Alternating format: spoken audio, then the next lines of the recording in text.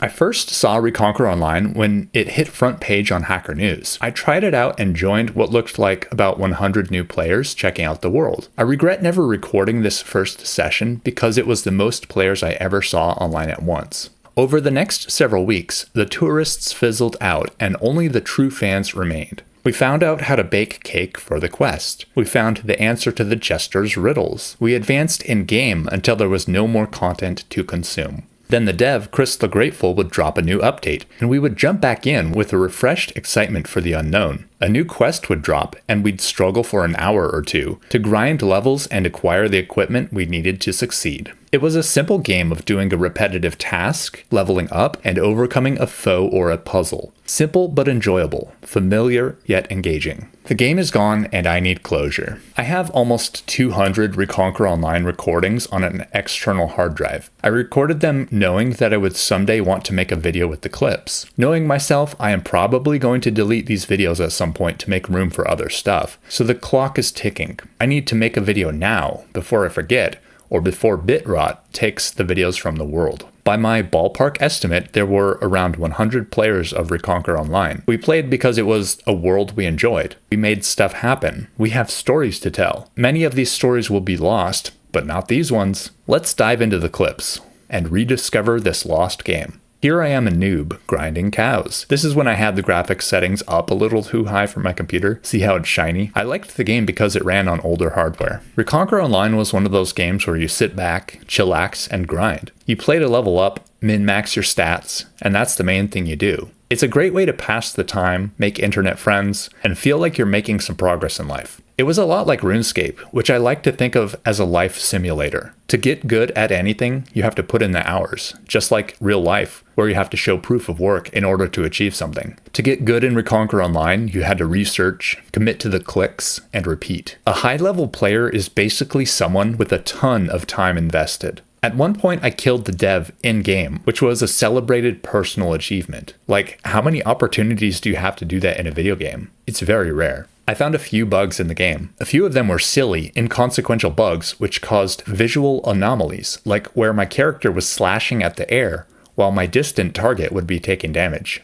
These were bugs that harmed nothing and sparked joy. Welcome sights during long, grinding sessions. Another one I liked was this moonwalking glitch. During one new release, the developer shipped a patch which caused the second story of the general store to float in the air. The biggest bug I ever saw was this one, where I was able to leave the area that players are normally confined to. I was able to walk on water and scale steep mountain cliffs with ease. I shared this recording on Reconquer Online's Discord and joked that I had breached containment. I had 3 or 4 alt accounts that I would occasionally play simultaneously, for fun and profit. Sometimes I'd use one account as a mule for dropping ores at a bank, while my main account stayed at work in the mines. I knew there were some people who started creating botnets, or maybe they were just obsessive multi-box players. It seemed like bots because they were always online. They would be seen smelting ores into refined metals and selling them to NPCs for gold. This is one way people actually make money playing RuneScape, and it's something that has always fascinated me. They build up their savings, earn billions, then trade their in-game gold for real-life dollars in external marketplaces. This is the kind of game where you can get sucked in and make it your whole life. I kind of got like that for a while. I was just playing, grinding, getting all those stacks of in-game items. I really liked the quests. There would be a little storyline, a character with an issue that only you could solve. You'd go off on an expedition to fight some wolves, slay some goblins, or gather some item for an NPC. There were interesting characters with unique names. The lore was slowly developing as the dev would release new content. The game had a fidelity mechanic, which was a system that gave you temporary stats boosts during combat. To level up, you basically sit and pray in front of an altar while your character slowly gains experience points. This idle prayer made for a great time to sit and chat with other players. You make friends that way. You're both doing this activity, literally just sitting there with your hands folded, so you might as well chat it up. Other times I'd be playing solo and the game wasn't enough to hold my complete attention. But it made for an enjoyable experience doing 2 things at once. On one monitor I'd be scrolling social media or watching videos while the game runs. It just felt comfortable. I'd do this with lumber. I came up with this routine to fill up my inventory with logs, and I'd have this route I would take. The developer actually created a macro system, which was really cool because you could basically program your guy to do whatever you wanted. There were all sorts of caveats and nuances and situations where it didn't work, but primarily you could get a lot done with this macro system. You could set up your character to walk from the bank down to the tree, chop the next tree, basically chop a full inventory worth of logs, and then go back to the bank and deposit the logs, and then repeat the process. You could basically AFK the game once you set up a macro to do this. I got a lot of enjoyment out of that. The thing I found myself doing to level up my character's fighting ability was killing boars. I'd load up my inventory with bread, and I'd venture to the outskirts of town where the boars would spawn. I'd stay there for as long as possible until I was out of health. Boars have some strength to them, so even with armor I'd lose health over time. I had to keep eating the food from my inventory every few minutes. Then once my inventory was out of food, I'd go back to base and refill with more bread. I made the bread myself on days when I logged in and decided to grind in the kitchen. I gathered the wheat and the water myself on days where I would grind foraging. And then there was farming. Farming was one of the later mechanics introduced, and it was kind of frustrating because of timing. You had to get the timing just right or you risked the crop dying out. But I did find enjoyment in it. I had a text document and I was taking notes, trying to get the most optimum way of farming to output the highest yields. Eventually I figured out how to gather large quantities of wheat. Great for cooking more bread. Some days I would AFK while praying. Other days I'd gather flowers. Not that I could do anything with them, because I think there was only one quest that requires flowers, and all other times flowers had no real use. I would hoard them in my bank anyway, because who knows what future patch would introduce a quest or mechanic that needed these items. The bank was so nice. To access it, you had to do some quests to get off of Tutorial Island. When the game first launched, there was only Tutorial Island, which means there was no bank, which means we were severely limited in what we could carry in our inventory. Part of the joy I had for Reconquer Online was the excitement of seeing where the game would go next. The dev would release captivating new features every now and then. I loved seeing the story unfold as time progressed. Archery was introduced and I really enjoyed that. If you wanted to be an archer, you either bought arrows or made them. I'd sit there one-shotting chickens for hours to gather feathers. This is me mining. Mining is great because you can build your own tools, build your own armor, and sell armor. That's probably one of my favorite ways to make money in game. Several of the quests contained puzzles. There was a baker on Tutorial Island who had a cellar with a door puzzle. It was like a logic challenge where one lever toggles the door and another lever toggles two doors. So there's a definite way to solve this puzzle by walking through specific doors and throwing specific levers in a specific order. At first I hated this type of puzzle because it made me think, something I didn't want to do while playing a game I used to escape from reality. I started recording YouTube videos to help other players through puzzles like this one. Players who didn't care about solving the logic problem themselves and just wanted to clear the quest so they could get back to the part of the game that they enjoyed. I envisioned myself becoming a Reconquer Online YouTuber who made lots of videos like this. The doors, the puzzles, mildly annoying, but there was a little bit of fun to it. Once you figured it out, it was fun to see how fast I could repeat it, and it became kind of like speedrunning. Because Reconquer Online is tick-based, you click on the ground and you have to wait for the world to register your input and respond to it. There's a global tick rate and a limit to how fast you can click. You click precisely on the grid coordinate where you want your guy to go, then you wait. To be the fastest, you have to plan ahead, and there was some fun there for me in coming up with the perfect plan. I'd speedrun the door puzzle because I was making multiple accounts. I was leveling up each of them, which meant I had to do the same quest several times. Oh, here's a boss battle. This was fun. You get locked in this cage with the goblin, and there was like 3 of them. You have to survive the whole time. The area was a lot of fun. It was fun to stand outside and watch other players battle, but you could also get in there with them and help them. I made friends, and I also made enemies. The game started out so peaceful. Nobody other than NPCs could kill you. You could mine for hours without anybody disturbing you. Then, player killing was added, and now I was constantly having to watch my back because a PKer could jump me. That disrupted how I'd been playing previously, and I didn't like the change. A lot of us were complaining on the Discord. In hindsight, I think the complaints led the developer down a bad path. The nanny path. The player combat system was eventually nerfed. Originally, higher level players could easily destroy lower level players, and that mechanic spawned countless complaints on Reconquer Online Discord. Eventually, the dev decided to change the combat system difficulty curve, so higher level players only marginally did more damage than lower level players. You could still kill players, but you'd have to slash them for like 15 minutes to get their health bar down. They'd be essentially invincible if they ate food to restore their HP while you were hacking away at them. In an RPG, I think people should be allowed to explore the chaos within them. And I think that chaos could have thrived in this game. It was a perfect sandbox for that until the complaints brought the dev to nerf the player versus player system. I never wanted PKing to be less difficult. I wanted more in-game tools to deal with PKers.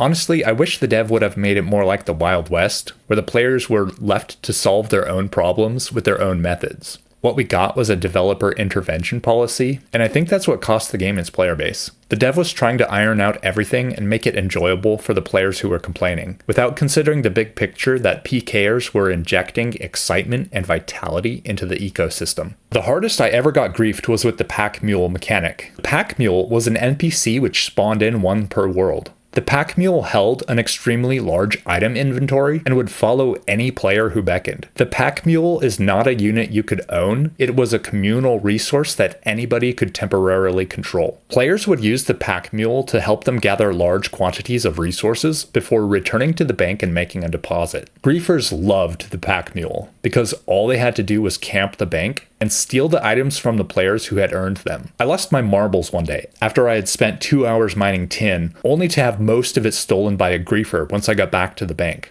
I only made that mistake once because following that event, I would limit my potential losses by setting a 25-minute limit between trips back to the bank. With fewer time spent mining, there was fewer cargo that a thief could steal. I also got pretty good at unloading my cargo pretty quick. I think a lot of players felt victim to thefts from the communal Pack Mule's inventory. I think a lot of people became frustrated with the game around this time, partly because of griefer activities, and partly because there was no recourse. A low-level griefer could run circles around groups of high-level players, steal all their loot, and get away scot-free because of the PK nerfs the dev had implemented.